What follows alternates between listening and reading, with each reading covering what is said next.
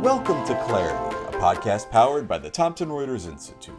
I'm Zach Warren, the Institute's Technology and Innovation Insights lead.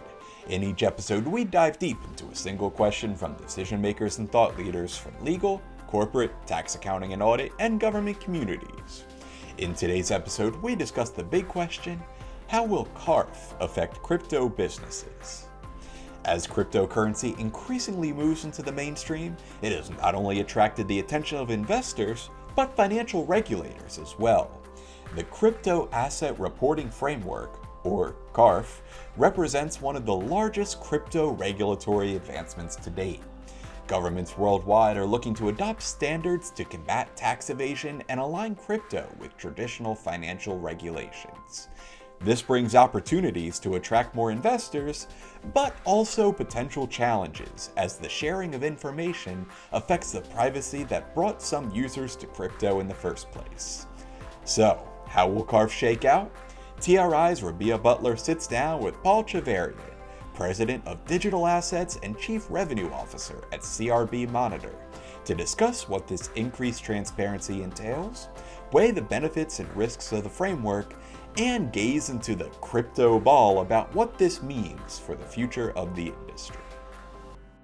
Welcome, I'm Rabia Butler, and today we're diving deep into a topic that's set fundamentally to reshape the cryptocurrency landscape: the Crypto Asset Reporting Framework, or CARF. We seek to answer the larger question of how CARF affects crypto and crypto businesses. As governments worldwide push for greater transparency and regulation in the digital asset space, CARF is emerging as a pivotal regulatory shift. It's designed to combat tax evasion and bring crypto industry into alignment with more traditional financial regulations, but it's far more than just a tax initiative. It's a framework that presents a fascinating duality of opportunities and challenges. It's promising an increased legitimacy, attracting institutional investors, while simultaneously sparking concerns about user privacy and the potential for a bifurcated market. From simple exchanges to the intricate worlds of DeFi protocols, decentralized exchanges, liquidity pools, and even self-custody wallets, CARF's reach is extensive.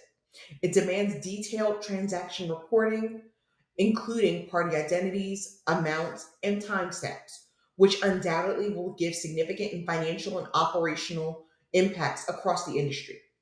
The estimated compliance costs are substantial and varied, potentially creating competitive imbalances, particularly for smaller businesses. Today, we're incredibly fortunate to have a very wonderful expert in our field to help unpack some of these complexities. Paul Chaveriat of CRB Monitor is here to help us. Paul, you can help us navigate some of the intricate details of CARF, from its impact on market dynamics and compliance costs to its implications of user privacy, illicit activities, and the future of crypto innovation.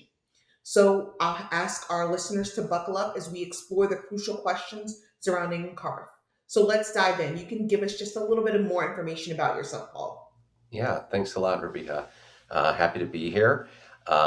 And yeah, second everything you'd say. A really interesting emerging area, one of several, in the crypto compliance world that we've been focused on, and that have some similar themes to what you were saying. On the one hand, better transparency; on the other hand, creating some hurdles potentially for smaller market entrants. So we can get more into that later. But we're CRB Monitor. We're a data company, and our mission is we focus on emerging sectors that have complex regulatory interactions, and so that crypto certainly meets that bill. We've been in this space for about 12 years. We're a little newer into digital assets and crypto, but we've been around serving some of the world's largest financial institutions for over a decade. And yeah, interestingly, and I think as we go through, we can talk more about this. There's obvious implications to crypto providers, to VASPs and CASPs, but to traditional financial institutions, are finding that they are intersecting with the digital assets world more and more, whether they intended to or not. And so there's implications for them as well. And that's what's really pulled us into the space, was starting with our traditional financial institutions and kind of chasing down for them, answers on how they can make sure that they remain compliant. Let's dive in head first. More and more countries are diving into CARF. We have about 60 countries that are supposed to be or have agreed to be uh, within that framework by 2028. How might this increased transparency and regulation impact the future of cryptocurrency? And to compound that question, what are the potential implications for users in the industry as a whole? Yeah, it's a great question, and I think there's a few pieces of that to unpack. So, um, one is the requirements under, or the requirements under CARF itself, and the other is the increased complexity for potentially jurisdictions, the U.S., that might take a slightly different view or stance on things. And anytime you have non-uniformity like that in a global sector, which crypto digital assets is by nature, the beauty of it is that it is without borders, and it is global. And so that means as an operator, you might quickly have to comply with more than one of these frameworks at the same time, which of course compounds the cost of being compliant. So hopefully there's convergence. I think they're to the credit of the U.S. I think for years we were kind of not happy with U.S. regulators for really being on the sidelines and staying pretty quiet around digital assets and crypto. Whether it's CARF or regulatory capital, or even just from securities perspective. But what we're seeing now is clarity come out that is on the friendly side of things. And what's really great there is that we are seeing, in some instances, we're seeing that move the kind of global benchmark a little bit friendlier as well, because obviously the U.S. market is always an exceptionally important market, and really in any sector. And so if you see the regulators doing something different there, oftentimes other countries and jurisdictions might stop and think, okay, is there a way for us to remain competitive with that market?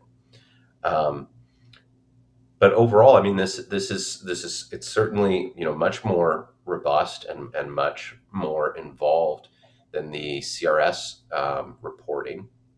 So I think always there's a question of like, is this punitive in nature? Is digital assets being unfairly targeted or singled out, and being asked to go above and beyond in transparency reporting in a way that we don't see required for other assets and sectors. I think that's one way to look at it, and there's certainly some truth to that. And that's evidenced by companies like ours, and other vendors and solution providers in the space who are popping up to solve many compliance challenges related to crypto, right? And I mean that just the fact that we all exist is really good evidence that it's not easy to solve these problems, and there's cost involved. Um, yeah. So, with CARF's goal being to prevent tax evasion through cryptocurrency transactions, do you think the benefits of increased transparency and regulation outweigh the potential drawbacks um, and the concerns about privacy? Like, are we doing enough to balance the two? It's a really great question, and I guess my hope would be is that there is the opportunity for some market feedback and interaction, as everything gets implemented, um, and so that adjustments can be made if that balance isn't fair. Because to use a couple analogous examples where the balance maybe hasn't been struck correctly. Just from a perspective of being a fully regulated or licensed VASP, under MICA in Europe is proving quite onerous, and the evidence there is, as one country after the next are starting to actually require that regulation and that licensing, we're seeing companies drop off the list because they aren't able to meet those. And so there's examples right there, maybe canaries in the coal mine, of cost of compliance and regulation being high enough that it keeps smaller market entrants, out of the market, right? Which is something that we don't want. Obviously, CARF, we're still, a year or two away from actual implementation, so nobody's going to get weeded out just yet.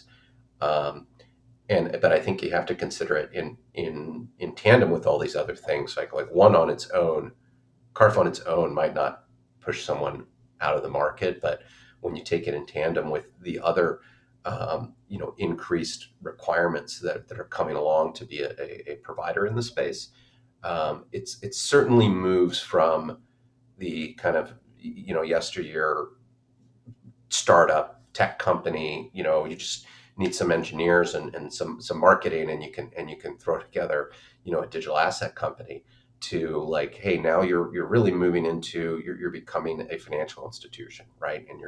And so there's all these other things to consider. So yeah, it'll definitely raises the bar, and I'm sure some won't be able to make that hurdle. Um, but the bar probably needed to get raised, so it's not horrible either. Now, what about the balance between tax evasion and privacy concerns? Um, that's a similar thing that we're looking to strike a balance with. Do you think that that's something that we are working or looking more deeply into? I mean, maybe I'm going to sound like a big brother here, but I'm like, that there's so much tax evasion happening in the world that I actually, man, I hope somebody doesn't quote me here, or maybe they won't like this to hear this, but maybe this type of robust framework needs to be considered much more broadly, outside of just crypto assets. And so, it's a new asset class, so the rule makers and the regulators have some leeway to come in with new frameworks where it's hard to go to a legacy, group, a sector, an asset class, and demand, an entirely new reporting framework.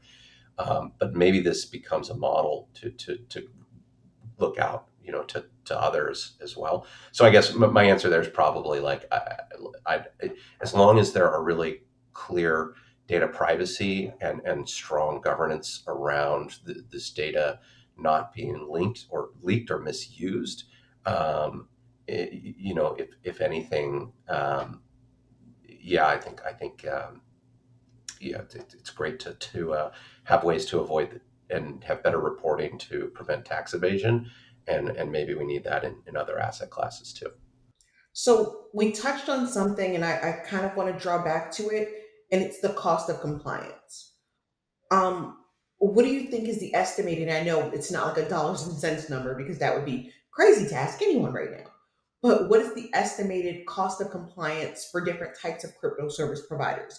So, there are obviously exchanges and wallet providers and DeFi platforms. What is it going to cost them to implement these requirements?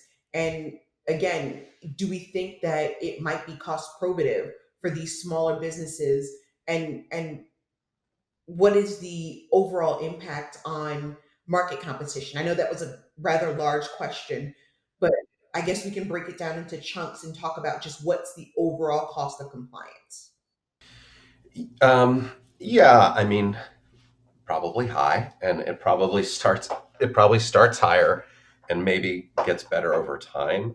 So, initially you're moving from, very little reporting. You're moving from, some companies operating relatively unregulated, not having KYC process, just a lot of information that they just don't even have or seek to gather, to be able to accomplish this reporting, that they're going to have to figure out ways of collecting, standardizing, and then reporting that information.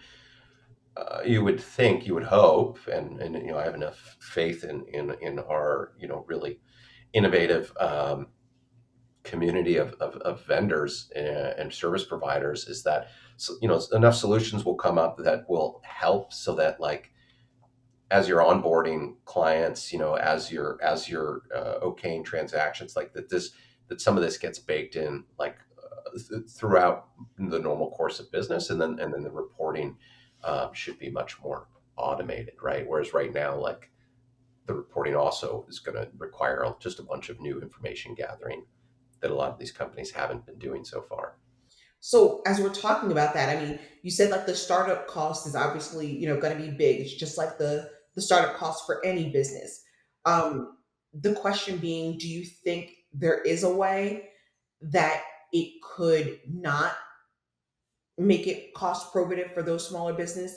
Or I guess to ask in the affirmative way, do you think there is a way for smaller businesses to be able to afford this sort of market share? Um, yeah, it's a great question. I mean, I think again, hopefully, if we have some really great end-to-end solutions that get developed, over this course, that that will help, right? And that those costs can scale, and the cost should scale along with the size of your business as well, right? If you have fewer clients and transactions, there's less that you have to gather and report on, and so hopefully that's a smooth enough cost that even if you're smaller, you can still meet that bar. And I think also, if again, if we borrow a page out of regulated financial institutions, which in my mind, this is just the next part of the financial ecosystem that we're figuring out how to pull in to the regulated world. Um, the bigger you are, the higher your regulatory burden actually becomes, right? And if you look at how we regulate banks, like the biggest banks, we are, examiners expect the most out of them, right? And once they become systemically important, when they have much bigger amounts that they're moving around, the bar gets raised. And so hopefully the kind of oversight here borrows some of that as well, and that allows the smaller players, not to intentionally slough off their responsibilities, but maybe a little bit of leeway in. So, not this isn't something that we asked before, but do you think this is a way of moving digital assets to being a traditional finance situation, um, to make it more in sync with those traditional standards? Yeah, in some ways, propelling right past the traditional standards, right, and setting a new, even more compliant and transparent standard, which I think is great, because the there's we're largely getting over the feeling, in the public eye, that crypto is for illegal activities and money laundering, right? And it's things like this that will completely shed that legacy, and then can be an example of, like, well, wait a second, like, why don't we move more over there? Like, look at how much better, if you have an alignment of interests, right, and you have operators enjoying it, if you have end consumers who are moving assets without friction across borders, and then if you have governments who are also, and regulators who are also on board and saying, hey, we actually like this more, um, then you have all these very powerful interests aligned, and that's how this thing goes from, I mean, it's already huge, of course, but that's how we see this, maybe eventually eclipse the traditional financial ecosystem. So you kind of touched on something that I really wanted to talk about. So the history of crypto, what it's really been known for is the illicit activities, the things where you can hide your money and not pay taxes on it, or doing all that sort of illicit things. We're moving into a new era. where crypto is gaining legitimacy. How do you think the increased transparency, especially in the tax realm, and the regulation that we're talking about, is going to impact cryptocurrency and move it more towards a legitimate era? Well, yeah, I mean, I think it will absolutely have that impact, and we'll continue to see a divergence, from operators and assets and jurisdictions that are primarily, or not primarily, but that have a large, component of illicit activity, from the highly compliant ones, and so you just see that pulling away, and that's what frameworks like this are going to help with, and just and it'll become clearer and clearer, what's very legitimate and what isn't, and that I think is super important in this space, because, like, I mean, money laundering has always existed, right? And like banks have, you don't have to search too far to find very well known global banks who have been, cited for extreme, rampant facilitation of money laundering. So it's not a new topic. It's not new to crypto. It's always been around. It always will be around. But we need ways to kind of get comfortable with, the good actors and the good places, and the ones that are less good, right? And I think that's what this helps with, is that differentiation, right? And the people who decide not to comply. If you decide, one of the things we look at closely, and our clients who are traditional financial institutions primarily care a lot about, is they're like, hey, if our clients are transacting with this VASP, or if we're taking on a VASP as a counterparty, we want to know where they've chosen to be regulated, right? And so, not too dissimilar to this is like, are you kind of choosing to just operate in a zone that hasn't adopted, this higher transparency? Like, that's a really intentional choice if that's where you're choosing to operate, and if you're choosing to subject yourself to that lower bar of scrutiny. So, not to make judgment of how anyone eats, but it's the same way when you get organic groceries or get grass fed beef, you kind of know a little bit more about your meal. And so, this is kind of the crypto version of knowing more about your meal. Yeah, I'd say that's a good analogy. Yeah, it's just yeah, you know a little more about your meal. You're like, okay, like, there's some oversight here, from a body that I am relatively comfortable with. And, obviously, end consumers aren't going to be, or aren't even going to, of course, have access to, like, the CARF reporting. But knowing it's happening, knowing that, a company is staying compliant, just gives you the overall, consideration that they're probably doing, other stuff right too. So, moving forward here, what role do you think technologies like blockchain analytics programs play in facilitating compliance to CARF requirements? Yeah, I mean, I think that is going to be really interesting to figure out, and I'm sure somebody's already working on this. But, we're most of the focus we're still on is moving assets onto the blockchain, right? And which is great.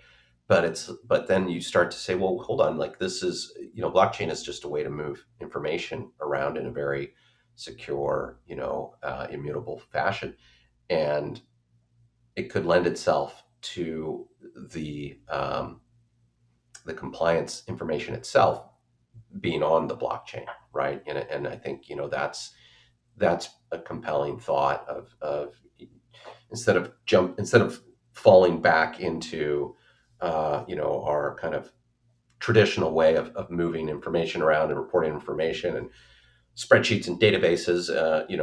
It's like, well, how could we do that on chain? What advantages would there be? And, if a wallet had an on-chain identity that included the information that was needed for CARF reporting, for example, and that was, validated the same way that, or not the same, but in a similar fashion, where, like, a Bitcoin transaction, gets verified, your, information that's needed for various compliance reporting, KYC, CARF, whatever it might be, travel rule, any of the above. could be baked in, on chain, and that could be really interesting. It's getting a little out of my technical scope of expertise, but I certainly have heard some service providers talk about, hey, like as these services can also be built better on the blockchain. That'll be but then of course you need the receiving party, who in most cases is a tax authority to get wise to that as well. So I'm going to hand you my crystal ball for my last question. It's something I always do, and I hope it's really easy. As we're sitting here having this conversation, obviously nothing's going on in the world. Absolutely nothing. So if I gave you my crystal ball and asked you in about 12 months, when all of these nations are going to become more compliant with CARF, do you think that the US will begin to align more closely with the regulations in CARF? Or do you think that it'll be more of a global situation and the US will align in a longer period of time? That is a really great question. Um, I I think the U.S. will have clarity on this, in the not too distant future, right? So if I'm looking at that crystal ball, I think, it like what CARF's asking for all makes sense. U.S. maybe maybe a slightly friendlier or maybe slightly less onerous version potentially could happen. I think like we've spent more time with that question, that basically that same question is actually with regulatory capital, and where Basel has a framework for that is being adopted somewhat globally, where the U.S. has made it very clear that they're doing something different. But also, I think the pushback there has been more specific to pieces of it that were onerous. So I'd say yes on clarity. Probably not so different, but maybe a little friendlier. So thank you for looking into the crystal ball with me, and thank you for taking the time to go over CARP with me. I actually wrote an article that if our listeners haven't had a chance to look at, you probably should. Just kind of giving you a little bit of a global overview of it. But thank you for taking the time to go over this with me today. And listeners, please stay tuned for clarity in the future, and hopefully you'll be able to get a little bit more from this. Thank you. Thank you. Thank you, Paul and Rabia, for your insights. The cryptocurrency industry has long been seen as separate from traditional finance, but with CARF and other regulatory actions, crypto is now becoming more strongly aligned with financial industry standards as a whole. And as today's podcast reveals, this will inevitably create a big shakeup and potentially change the future of crypto as we know it. Thank you as always for joining us for Clarity, powered by the Thomson Reuters Institute.